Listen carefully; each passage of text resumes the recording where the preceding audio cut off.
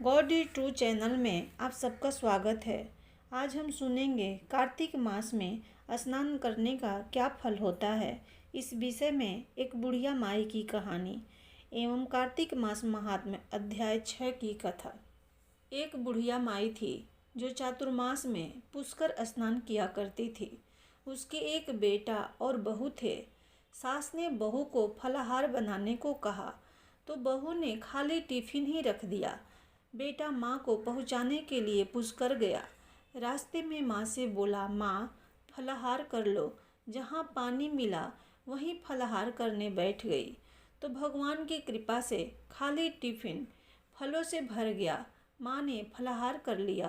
पुष्कर में माँ के रहने के लिए झोपड़ी बनाकर बेटा वापस घर आ गया। रात्रि में श्रावण मास आया और बोला, बुढ़िया माई दरवाज़ा खोल। तब बुढ़िया माई ने पूछा, आप कौन हैं? मैं श्रावण मास। बुढ़िया ने तुरंत दरवाज़ा खोल दिया। बुढ़िया माई ने शिव पार्वती की पूजा अर्चना की, बेलपत्र से अभिषेक किया। जाते समय श्रावण मास ने बुढ़िया माई को आशीर्वाद दिया और झोपड़ी की एक दीवार सोने की हो गई। भाद्रपद मास आया, उसने भी दरवाज़ा खोलने को कहा। बुढ़िया माई ने दरवाज़ा खोला। सत्तू बनाकर कजरी तीज मनाई। भाद्रपद मास ने बुढ़िया माई को आशीर्वाद दिया और झोपड़ी की दूसरी दीवार भी सोने की हो गई। फिर आश्विन मास आया और उसने भी दरवाज़ा खोलने को कहा। बुढ़िया माई ने दरवाज़ा खोला। पितरों का तर्पण कर ब्राह्मण भोजन कराकर श्राद्ध किया। नवरात्रि में माँ दुर्गा को अखंड ज्योति जलाकर प्रसन्न किया। सत्य की विजय दिवस के रूप में बुराई का अंत की खुशी में दशहरा मनाया। आश्विन मास ने जाते समय प्रसन्न होकर तीसरी दीवार भी बहुमूल्य रत्नों से जड़ित कर दी और बुढ़िया माई को सदैव प्रसन्न रहने का आशीर्वाद दिया। इन सब के बाद कार्तिक मास आया। उसने भी दरवाज़ा खोलने को कहा। बुढ़िया माई ने दरवाज़ा खोला। अति प्रसन्न मन से कार्तिक स्नान किया। दीप दान कर दिवाली, गोवर्धन पूजा, भैया दूज, गोपाष्टमी, आंवला नवमी मनाई।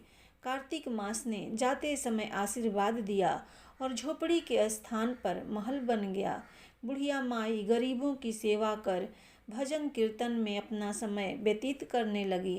बेटा अपनी माँ को लेने आया तो माँ और झोपड़ी को पहचान न सका तो पड़ोसियों से पूछा। उन्होंने बताया तो बेटा माँ के चरणों में गिरकर बोला, माँ घर चलो। सारे सामान के साथ घर ले आया। सासू माँ के ठाठ देखकर बहू के मन में लालच आ गया और उसने अपनी माँ को भी पुष्कर छोड़कर आने को कहा तो उसका पति अपनी सास को पुष्कर छोड़कर आया। परंतु बहू की माँ की धर्म कर्म में बिल्कुल रुचि नहीं थी।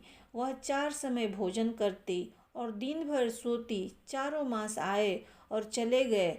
जाते समय झोपड़ी गिर गई और बहू की माँ गधी की योनि में चली गई। क्योंकि औरत लक्ष्मी का रूप है और लक्ष्मी की तरह चंचल होना चाहिए। पूजा और अतिथि का सम्मान और दान पुण्य करना चाहिए। बहू ने कहा, अब माँ को ले आओ। जब जवाई सास को लेने गया तो कहीं न मिली। लोगों से पूछने पर लोगों ने बताया कि तेरी सास धर्म कर्म कुछ न करती थी, खाती थी और सोती थी, जिससे वह गद्दी योनि में चली गई। जवाई गद्दी योनि सास को बांधकर घर ले आया। उसकी पत्नी ने पूछा, मेरी माँ कहाँ है? तब पति ने कहा, तेरे लालच की वजह से तेरी माँ गद्दी योनि में आ गई। बड़े बड़े विद्वानों, ब्राह्मण, ऋषि मुनियों से पूछने पर उन्होंने बताया कि तेरी सास के स्नान किए पानी से स्नान करने पर उसे मनुष्य योनि मिलेगी। तब बहू ने ऐसा ही किया और उसकी माँ पुनः मनुष्य योनि में आ गई। हे राधा दामोदर भगवान, जैसे बुढ़िया माई को दिया वैसे सबको देना। कहने वाले को, सुनने वाले को, हुंकारा भरने वाले को, सबको बुढ़िया माई की तरफ सदा सुखी एवं संपन्न रखना। नारद जी बोले, जब 2 घड़ी रात बाकी रहे तब तुलसी की मृतिका, वस्त्र और कलश लेकर जलाशय में जाएं। कार्तिक में जहाँ कहीं भी प्रत्येक जलाशय के जल में स्नान करना चाहिए। गर्म जल की अपेक्षा ठंडे जल में स्नान करने से 10 गुना पुण्य होता है। उससे 100 गुना पुण्य बाहरी कुएं के जल में स्नान करने से होता है। उससे अधिक पुण्य बावड़ी में और उससे भी अधिक पुण्य पोखर में स्नान करने से होता है। उससे 10 गुना झरनों में और उससे भी अधिक गुना पुण्य कार्तिक में नदी स्नान करने से होता है। उससे भी 10 गुना पुण्य वहाँ होता है जहाँ 2 नदियों का संगम हो, और यदि कहीं 3 नदियों का संगम हो तब तो पुण्य की कोई सीमा ही नहीं है। स्नान से पहले भगवान का ध्यान करके स्नानार्थ संकल्प करना चाहिए। फिर तीर्थ में उपस्थित देवताओं को क्रमशः अर्घ्य, आचमनीय आदि देना चाहिए। अर्घ्य मंत्र इस प्रकार है। हे कमलनाथ, आपको नमस्कार है। हे जलाशयी भगवान, आपको प्रणाम है। हे ऋषिकेश, आपको नमस्कार है। मेरे दिए अर्घ्य को आप ग्रहण करें। बैकुंठ, प्रयाग, बद्रिका आश्रम में जहाँ कहीं भगवान विष्णु गए वहाँ उन्होंने 3 प्रकार से अपना पांव रखा था। वहाँ पर ऋषि, वेद, यज्ञों सहित सभी देवता मेरी रक्षा करते रहें। हे जनार्दन, हे दामोदर, हे देवेश, आपको प्रसन्न करने हेतु मैं कार्तिक मास में विधि विधान से ब्रह्म मुहूर्त में स्नान कर रहा हूँ। आपकी कृपा से मेरे सभी पापों का नाश हो। हे प्रभो, कार्तिक मास में व्रत तथा विधि पूर्वक स्नान करने वाला मैं अर्घ्य देता हूँ। आप राधिका सहित ग्रहण करें। हे कृष्ण, हे बलशाली राक्षसों का संहार करने वाले भगवान, हे पापों का नाश करने वाले, कार्तिक में प्रतिदिन दिए हुए मेरे इस अर्घ्य द्वारा कार्तिक स्नान का व्रत करने वाला फल मुझे प्राप्त हो। तत्पश्चात विष्णु, शिव तथा सूर्य का ध्यान करके जल में प्रवेश कर नाभि के बराबर जल में खड़े होकर विधि पूर्वक स्नान करना चाहिए। गृहस्थी को तिल और आंवले का चूर्ण लगाकर तथा विधवा स्त्री व यति को तुलसी की जड़ की मिट्टी लगाकर स्नान करना चाहिए। सप्तमी, अमावस्या, नवमी, त्रयोदशी, द्वितीया, दशमी आदि तिथियों को आंवला तथा तिल से स्नान करना वर्जित है। स्नान करते हुए निम्न शब्दों का उच्चारण करना चाहिए।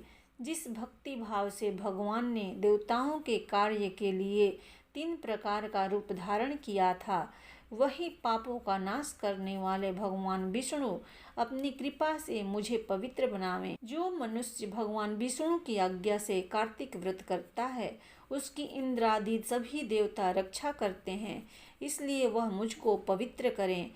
बीजों, रहस्यों तथा यज्ञों सहित वेदों के मंत्र, कश्यप आदि ऋषि, इंद्र आदि देवता मुझे पवित्र करें। अदिति आदि सभी नारियां, यज्ञ, सिद्ध, सर्प और समस्त औषधियां व तीनों लोकों के पहाड़ मुझे पवित्र करें। इस प्रकार कहकर स्नान करने के बाद मनुष्य को हाथ में पवित्री धारण करके देवता, ऋषि, मनुष्यों एवं पितरों का विधि पूर्वक तर्पण करना चाहिए। तर्पण करते समय तर्पण में जितने तिल रहते हैं उतने वर्ष पर्यंत व्रती के पितृगण स्वर्ग में वास करते हैं। उसके बाद व्रती को जल से निकलकर शुद्ध वस्त्र धारण करने चाहिए। सभी तीर्थों के सारे कार्यों से निवृत्त होकर पुनः भगवान विष्णु का पूजन करना चाहिए।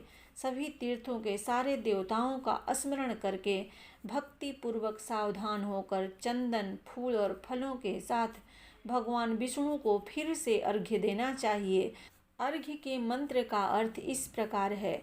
मैंने पवित्र कार्तिक मास में स्नान किया है। हे विष्णु, राधा के साथ आप मेरे दिए अर्घ्य को ग्रहण करें।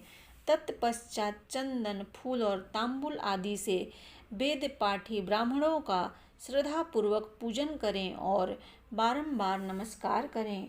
ब्राह्मणों के दाएं पांव में तीर्थों का वास होता है, मुंह में वेद और समस्त अंगों में देवताओं का वास होता है। अपने कल्याण की इच्छा रखने वाले मनुष्य को इनका न तो अपमान करना चाहिए और न ही इनका विरोध करना चाहिए। फिर एकाग्रचित होकर भगवान विष्णु की प्रिय तुलसी जी की पूजा करनी चाहिए। उनकी परिक्रमा करके उनको प्रणाम करना चाहिए। हे देवी, हे तुलसी, देवताओं ने ही प्राचीन काल से तुम्हारा निर्माण किया है और ऋषियों ने तुम्हारी पूजा की है। हे विष्णु प्रिया तुलसी, आपको नमस्कार है। आप मेरे समस्त पापों को नष्ट करो। इस प्रकार जो मनुष्य भक्तिपूर्वक कार्तिक व्रत का अनुष्ठान करते हैं वे संसार के सुखों का भोग करते हुए अंत में मोक्ष को प्राप्त करते हैं। इस प्रकार कार्तिक मास महात्म्य का 6वां अध्याय संपूर्ण हुआ। प्रेम से बोलो भगवान विष्णु की जय।